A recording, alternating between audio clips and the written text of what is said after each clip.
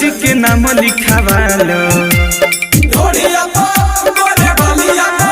एही नाम के गोदाना गोदालो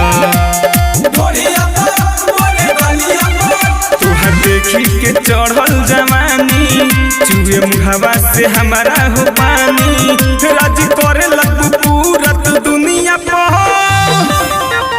हो बियानो जी के नाम लिखावालो एही नाम के गोदाना गोदालो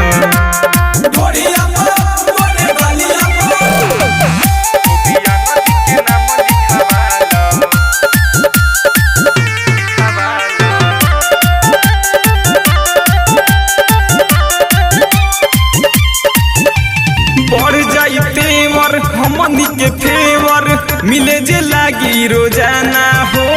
सुनी के नामवा ई हमर के लोगवा छोड़े लागेला पसीना हो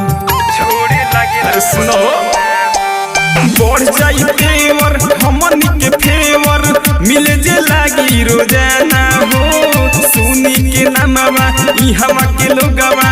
छोड़े लागेला पसीना हो केहू तो पे जे नजर गड़ाई सभे दूरे से देखी डर जाई रंगा दहारी के नाम तू अपन जवानी लिखावालो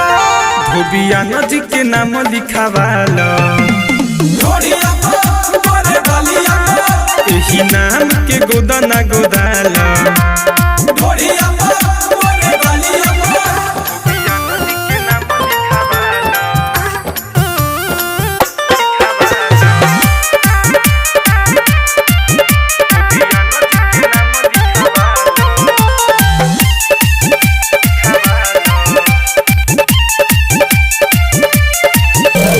विपुल बिहारी करी बरियारी छोड़ी ना तुहके याद हो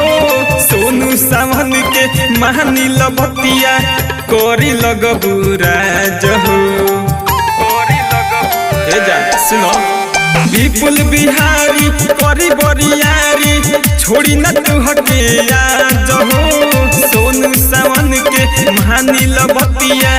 करे लगबूरा जहो तनी टाइम तू साथ में बिताइबू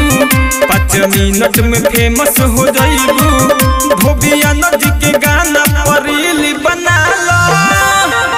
धोबिया नजी के नाम लिखावालो एही नाम के गोदाना गोदा